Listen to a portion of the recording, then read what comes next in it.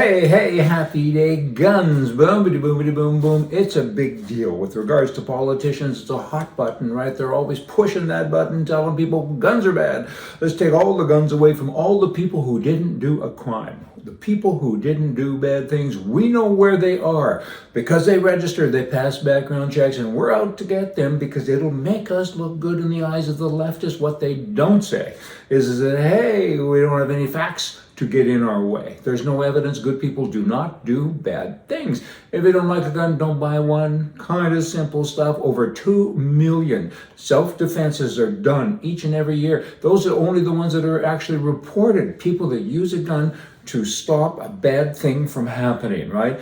It's kind of regular. Canada, they'll never get it. Those politicians, dumb mistakes. They say, hey, a bad guy did a bad thing. Let's go take the guns from the good guys. And they do it.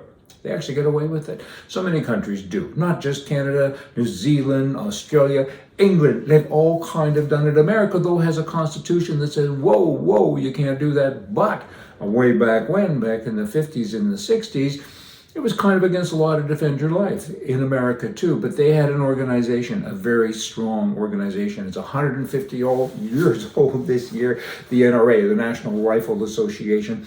They've got issues, sure they do. Hey, they're an arrogant lot. They're kind of like a government unto themselves. They have 5 million members and lots of money in the bank. Over 300 million in the bank when they said we're going to declare bankruptcy. Now, a bunch of goofy things. I understand all of that. But, you know what, set the goofy aside, and they've done great things. They've done great things for freedom, for safety, and for Americans in general, and other countries who look at it and say, hey, whoa now, maybe there's something here that we should pay attention to. You know what, it's been a 30-year effort by the NRA to get this constitutional carry into place. Going back even before that, it was them that went first to Alaska, them being NRA, and said, you should have the right to carry a gun. You should be able to get a permit and carry a gun. So they did all of that. I mean, that was in 1967. And they got the first law passed that said it's now legal to carry concealed outside of the home for all law-abiding gun owners in Florida after Alaska.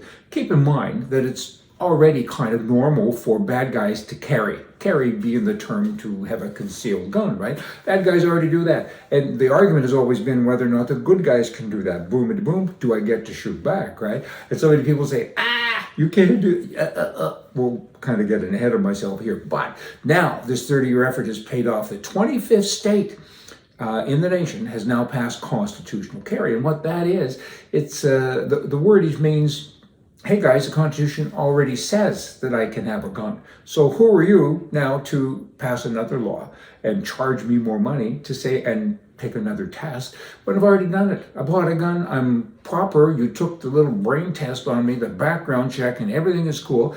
And now you want me, though, to fill out another form and give you more money and to go do a test and reoccurring test every couple of years. Reoccurring whatever, and the NRA said, hey, well, we're going to fight that, and they have. They've been very successful. Imagine half of all the states in the United States of America now go with constitutional carry. You're a good guy, and you buy a gun. You can put it in your pocket. It's your choice. Bad guys already put it in their pocket, so that's okay. So that legislation has been passed, right?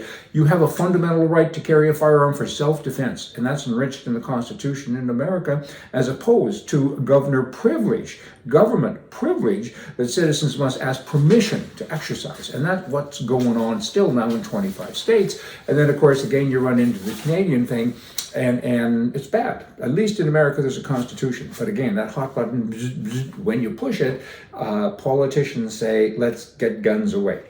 Let me remind you that if good guys didn't have guns, you all would be speaking German. Hey, and the right of self-defense in Canada doesn't exist. You're not allowed to defend yourself with a weapon of any kind. Have you got that? There's more than a million women a year that say they were sexually assaulted, and they're not even allowed to have pepper spray. And these Canadian politicians are running around, or wannabe politicians, and they're talking about climate change and carbon. What about the people? That would kind of be their thing to look after. Don't you think? Hey, y'all, come back. I wanted to kind of give you the big shot stuff here today about guns, because people go, if you got the don't buy one. When you're with somebody that says they have a gun and they're honest, law-abiding people, don't go go, whew, I'm with the safest guy in the room, because you would be. Hey, see ya.